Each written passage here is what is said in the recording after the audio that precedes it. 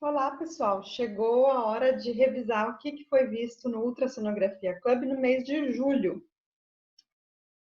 Na primeira semana, a gente sempre entrega o vídeo de conteúdo lá no grupo do WhatsApp na terça-feira. Então, na terça-feira ainda era dia 30 de junho.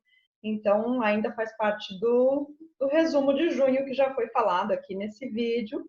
Então, teve vários casos de colegas, eu não vou repetir aqui. Quarta-feira sempre é dia de dica da semana. E a dica da semana é um conteúdo gratuito, são vídeos curtos com dicas de ultrassonografia veterinária que eu e o Paulo fazemos para todos, mesmo para quem não faz parte do clube. Então, essas dicas estão na plataforma e estão também no YouTube, no Facebook, no Instagram, para quem quiser ver. Essa dica foi sobre os cuidados com os transdutores. Pode ou não pode molhar o transdutor? Como é que a gente pode proteger antes mesmo de sujar, né? Então, o Paulo deu várias dicas interessantíssimas lá. No primeiro estudo dirigido desse mês, a gente falou sobre bexiga urinária e uretra. Demos uma retomada num assunto um pouco mais básico. Tem várias pessoas lá no clube que são iniciantes em ultrassonografia, então a gente achou bom começar a rever alguns assuntos, porque talvez alguns assuntos ficaram muito complexos e avançados para quem está começando. Então, nos estudos dirigidos, a gente sempre tenta voltar à base e ver o que a gente tem que relembrar sobre cada órgão, sobre cada região, e dependendo do estudo que a gente faz, a gente retoma esses conceitos básicos. Então, teve uns conceitos básicos, mas teve também novidades interessantes nesse estudo. Na outra dica da semana foi falado sobre o cálculo de volume e o Paulo mostrou no vídeo como é que se calcula o volume usando o aparelho e a própria fórmula do aparelho. Quem não sabe fazer, então, dá uma olhadinha nesse vídeo. No caso do Paulo, a semana do caso do Paulo, ele falou sobre trombose esplênica e teve um caso lindo, que os vasos estavam praticamente quase totalmente ocluídos, e aí as imagens são bem legais, bem interessantes, para quem nunca viu isso, dá uma olhada lá. Na outra dica da semana foi falado sobre profundidade e campo de visão. Como é que a gente altera isso no aparelho e quando que a gente deve alterar. Lembrando que tem algumas coisas que a gente tem que alterar sempre, em cada exame que a gente faz, em cada movimento ali que a gente achou uma coisa diferente no abdômen, a gente vai corrigindo esses parâmetros. Não é uma coisa fixa, você não arruma seu aparelho de ultrassom e fica para sempre com ele igual, né? Você tem que entender o que você tem que fazer e quando fazer para poder alterar isso durante o exame. Então, essas duas dicas são muito importantes, profundidade e campo de visão. No meu caso, na semana do meu caso, eu falei sobre o pólipo gástrico e mostrei como ele era parecido com o conteúdo alimentar e o que a gente pode fazer para evitar essa confusão. Então, tem lá exemplos de conteúdo alimentar e de pólipo e algumas dicas sobre como melhorar isso para não confundir.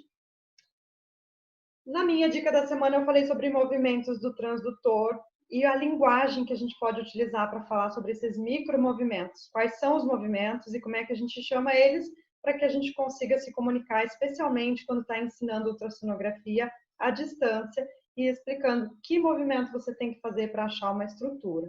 Então, bem legal para que todos nós possamos falar a mesma linguagem. Nos casos de colegas, que foi essa semana, teve muito caso legal, né? Teve uma massa abdominal, que durante o exame a gente estava na dúvida se podia ser fígado, se podia ser baço, e na cirurgia a gente viu que era uma massa aderida ao pâncreas, e às vezes a gente tem dificuldade mesmo de achar a origem dessa massa. A gente falou sobre ovário remanescente, que infelizmente ainda acontece com bastante frequência. Falamos sobre intussuscepção, e parece que esse foi o mês da intussuscepção, teve vários casos bem legais. Teve um corpo estranho intestinal, que era um pano de chão inteiro no intestino de um filhote canino. Teve piometra, teve doença cardíaca congestiva e o que a gente encontra no abdômen desses pacientes. Teve um rim de um felino com linfoma. Teve um trombo aórtico, que foi muito interessante, um caso muito diferente, até porque a gente teve o resultado da cirurgia, e então foi bem legal poder acompanhar todos os detalhes. Teve vários casos de mucocele, e aí a gente pode discutir um pouquinho sobre os tipos de mucocele, como é que a gente tenta colocar em graus, em tipos, né? Então teve lá a discussão do artigo que fala sobre isso. A gente viu uma adrenal aumentada, bem bonita. Teve um pseudocisto perinéfrico, bem legal. Teve um caso de conteúdo alimentar, como é que a gente enxerga cenoura, por exemplo, no estômago. Teve um felino com diversas alterações, baço, intestino, rim, então a gente discutiu todas aquelas alterações. Teve uma neoplasia intestinal muito bonita no felino também. Teve uma neoplasia renal. Teve uma hérnia perineal em que o conteúdo da hérnia era um cisto prostático, bem diferente. Teve litíase vesical, que a gente sempre vê com bastante frequência, mas que para quem está começando, às vezes ainda é difícil identificar se aquilo realmente é uma litíase dentro da bexiga ou se é o cólon, e a gente falou um pouco sobre isso. Teve um pólipo gástrico, e o legal é que foi um caso muito parecido com o que eu tinha falado. Então, a gente pôde comparar o meu caso, o caso da colega, e eles eram bem semelhantes. A gente teve uma imagem de bexiga com uma imagem muito semelhante a carcinoma de células transicionais, e a gente conversou um pouquinho sobre o que fazer para fechar o diagnóstico. Teve um caso de teratoma, um possível teratoma, e foi legal porque daí uma outra colega compartilhou um caso antigo dela também, então a gente teve 2 casos de teratoma. E teve um corpo estranho no piloro, que teve lá também um resultado bem curioso e interessante, foi bem legal aquele caso. E o último, a dica da semana do mês, a última do mês, foi sobre os marcadores. E aí o Paulo mostrou lá como é que a gente usa aquele corpinho do cachorro ou do gato na tela, marcando ali com a probe onde é que a gente está vendo a estrutura que a gente está mostrando, e também como usar a seta e movimentar a seta ali na tela para ficar muito melhor ilustrado o nosso exame para o nosso colega quando ele recebe o nosso relatório. Então, isso foi o que a gente viu esse mês.